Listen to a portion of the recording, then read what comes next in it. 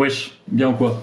Depuis un peu plus d'un an, mon téléphone est un Huawei, ou prononcé à la chinoise Huawei. le Mate 10 Pro. J'en suis très content, mais là c'est pas sujet parce que c'est pas une vidéo de test de téléphone. Il en reste qu'il y a à peu près 3 semaines, un de mes écouteurs, l'écouteur droit, a arrêté de fonctionner. Et bon, en tombant dans l'eau des pattes, mais là non plus c'est pas le sujet de la vidéo. Et moi j'aime pas trop écouter de la musique de façon unilatérale, donc j'ai commencé à chercher sur Amazon pour en racheter un. Et là, tac tac tac, je trouve écouteur origine Huawei, super, ne peut pas être expédié aux États-Unis. Et c'était pareil pour tous les autres sites où j'ai essayé de me faire livrer cette paire. Je pouvais me la faire livrer en Papouasie-Nouvelle-Guinée, aux îles Turques et Caïques, aux terres australes et antarctiques françaises, ouais, dans l'Antarctique, mais pas aux États-Unis. En vérité, mon téléphone, ses écouteurs ou tout produit de la marque Huawei est très difficilement trouvable ici. Il faut souvent passer par des importateurs chinois un peu dérivés parce qu'aucun distributeur américain ne les vend. Et tout ça, c'est lié à véritablement une sorte de guerre qui a été lancée par les États-Unis contre Huawei et qui est directement liée à la guerre commerciale entre les États-Unis et la Chine. Et ça va être le sujet de la vidéo d'aujourd'hui. Rapidement, Huawei, c'est une entreprise chinoise fondée en 1987 par Zheng Zhengfei, ancien officier de l'armée et membre du Parti communiste chinois, comme beaucoup d'autres patrons chinois.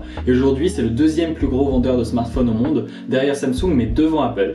Et ça, si ça peut surprendre certains d'entre vous qui sont bien plus habitués à avoir des iPhones que des P20 ou des Mate 10, c'est parce que Huawei est avant tout fort sur son marché local, qui, et c'est bien pratique, est le plus grand du monde, la Chine et les pays voisins. Et tout début 2018, Huawei a voulu se lancer sur le marché américain au travers d'un partenariat avec AT&T, le deuxième plus gros opérateur du pays. Cette annonce devait se faire sur la scène du CES Las Vegas, le plus grand salon de nouvelles tech au monde, dont Richard Yu, numéro 3 du groupe, était l'invité d'honneur. Sauf que quelques jours, peut-être même quelques heures avant la présentation, AT&T s'est subitement retiré du deal. Richard Yu a donc dû supprimer la partie de sa présentation sur l'arrivée aux États-Unis et a fini son discours par une improvisation sans prompteur assez vraie, sans pouvoir cacher sa déception. C'est une perte pour nous, pour les vendeurs de téléphones, mais surtout pour les consommateurs, qui sont limités dans leur choix. En 5-6 ans d'activité dans les smartphones, nous avons gagné la confiance du marché chinois, des marchés émergents, du marché japonais et du marché européen. Nous avons fait nos preuves à la fois en ce qui concerne la qualité de nos produits, mais aussi en matière de respect de la vie privée et de sécurité. Et s'il insistait sur ces deux derniers points, c'est avant tout parce qu'il s'agit du motif officiel des Américains afin de refuser de vendre les téléphones Huawei sur leur territoire. Ils disent craindre que les données personnelles récoltées par les téléphones ne soient illégalement transmises aux autorités chinoises afin d'espionner les citoyens américains.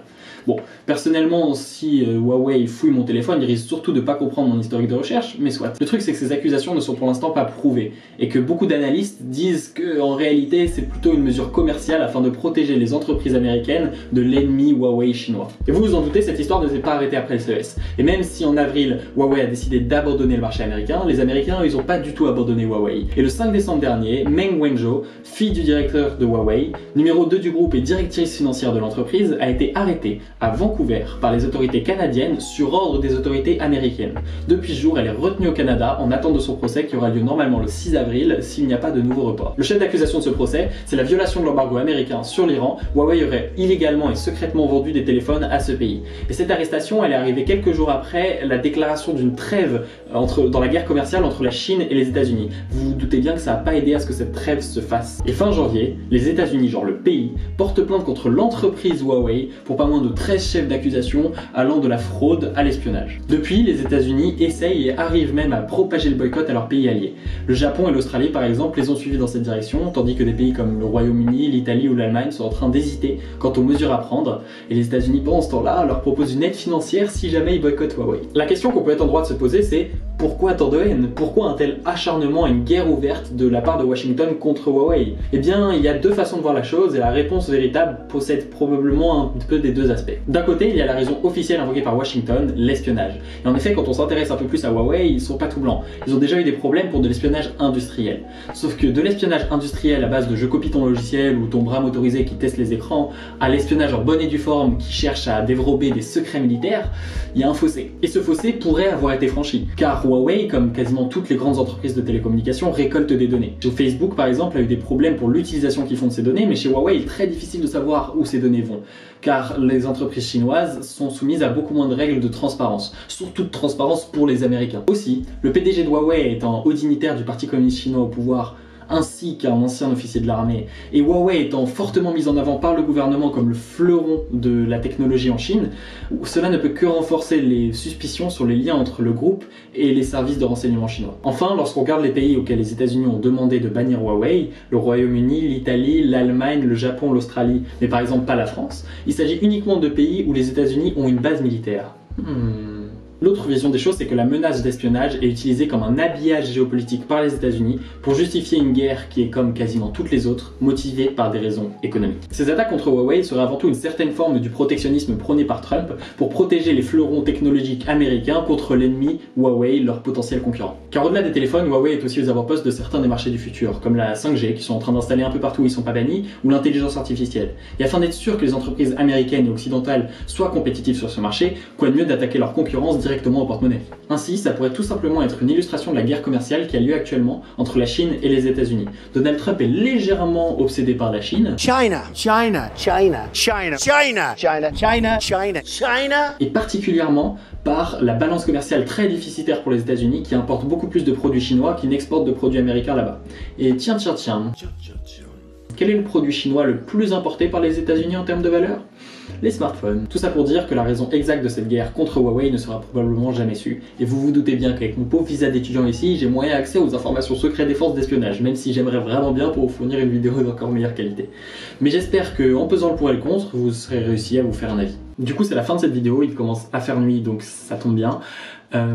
Celle-ci, elle me tient particulièrement à cœur parce qu'il y a beaucoup d'heures de travail dessus, d'emmagasinement d'informations, je sais pas si ça se dit, mais de lecture d'articles, de croisement d'infos, de confrontation de sources. Jamais, j'ai pas d'infos normalement où il y a qu'une seule source, j'ai toujours vérifié.